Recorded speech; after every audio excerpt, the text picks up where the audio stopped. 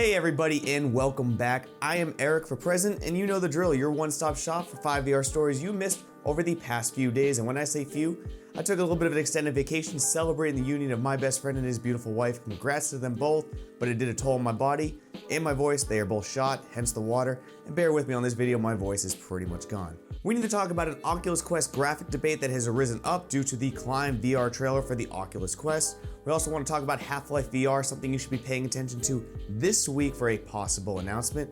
Also a VR Halo mod and more in this video. Also another quick note, check the pinned comment down there. Timestamps will be provided as well as info that you want to know about that will be nowhere else in the description or video. We're going to be jumping in this one quick because I'm ready to get some rest. Leave a like for love because that's what we're celebrating today as well. I'm Eric for Present. Let's get into the VR news. Cheers.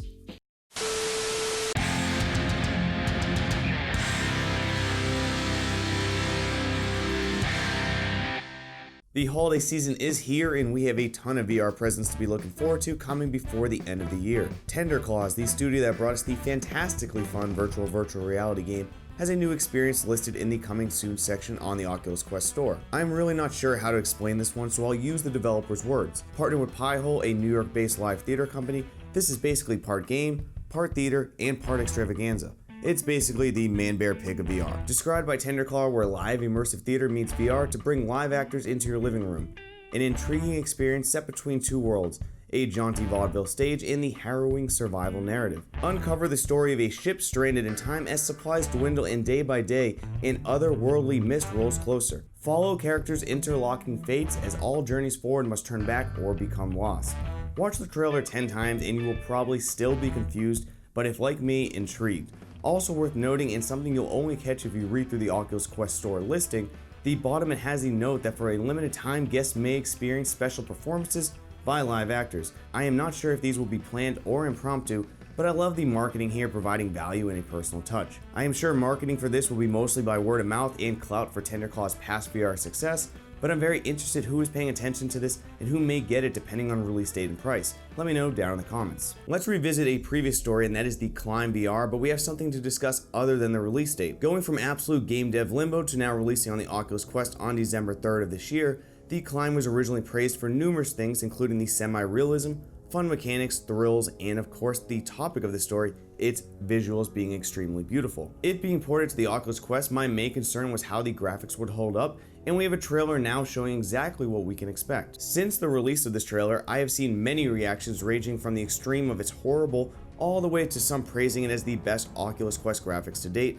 and I'm really interested in hearing what you have to say on this and what you prioritize the most. As you can see here, in my opinion, it looks pretty damn good, and what is worse looking compared to the Rift version to me is overshadowed by one huge positive. It is pretty clear, especially when looking at gameplay in the trailer, that textures have been smoothed out and very simplified, and polygon counts look very much decreased, which is all expected for the Snapdragon processor to handle this game. What I didn't expect and overshadows any negative to me is the draw distance in the trailer, meaning the distance you can see what game assets are showing. Where they could have shortened this, meaning you would need to say move closer to items before they appeared, it looks like there is full draw distance, and for the Climb, I think this is the #1 priority for the immersiveness and beauty it can deliver. But I want to leave this question to you. Is this what you expected for the graphics? Is it better, worse, or about what you expected? Let me know down in the comments. In one last update to a previous story, let's talk Half-Life VR.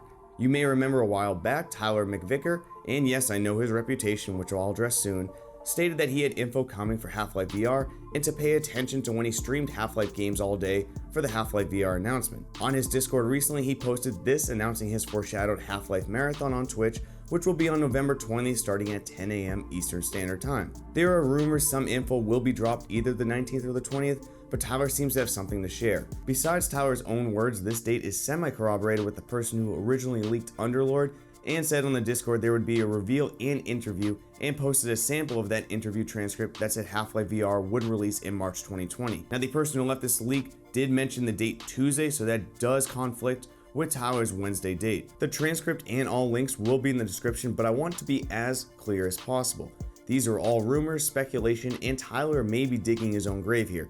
We will have to wait and see Wednesday, and I know he can jump on that hype train too much, but but I just believe him honestly in this case. Half-Life VR is said to be a story set around 4 years before the events of Half-Life 2, and I will update this story on Twitter and a following video later if these turn out to be true or false.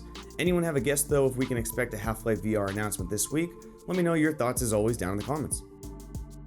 Halo Reach, the final game in the Halo series from Bungie, is to no surprise massive positive reactions coming, and it is also coming now to PC in December. Nibre, someone you may know as the badass who brought us the Alien Isolation VR mod, seriously, go play that if you want to have a heart attack, just like me, is working on bringing VR support mod to Halo Reach. On November 14th, Nibre posted a clip on Twitter showing some of this Halo Reach VR experimentating through a Warthog, and you can see even a Halo Ghost next to it as well.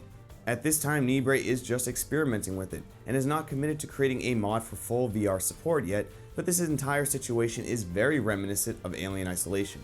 When he created the MotherVR mod for that game, that was due really just to his want to essentially please the people who had wanted this done for so long for actual Rift support. Not only was he able to make it happen, but he did it better than those who had originally tried. I cannot think of another IP like Halo that wouldn't draw overwhelming want for a VR mod, and if doable, I have to think Nibre understands people will make statues in his honor if this works, as Microsoft seems to be way behind the VR curve with nothing coming in sight. And this may be the last VR Reach for Halo. Get it? Let me know your thoughts on this as always again down in the comments. And our final story today is a little bit of a bummer, but with a positive spin. Oculus CTO John Carmack has stepped down from Oculus and will now be consulting primarily, but will not be with the company anymore. John Carmack is an absolute genius, an absolute mad lad, and we love him dearly, and it's a huge loss to the entire VR community when he leaves. However, VR is not dying, is not dead. I'm sick of that debate. I'm not validating it anymore. VR is not dead, it is farther ahead than I ever thought it would be at this point in my life, and I'm enjoying the ride. However, John Carmack has limited time, he's a genius, and his interests, he wants to do what he wants to do. We all have, there's one resource that is limited in all of us, and that's time. And John Carmack wants to use it to start Skynet. And I congratulate him, I'm very excited to see what he does with AI. Congrats to everything you've done for us. Thank you, John Carmack. Keep on rocking it, and I'm excited to see who takes your space at Oculus. That way we can keep seeing how VR improves. But that's gonna be it for today. Sorry for the quick fifth story, but it is time for bed, it is time for hydration, and time to relax. If you did enjoy this video, make sure to hit that like button, make sure to subscribe and hit that bell icon to never miss an upload. Join the spaceship on Patreon, your support means a lot to me. And as always, I'll see you guys on the next one, VR Space Cowboys. Cheers.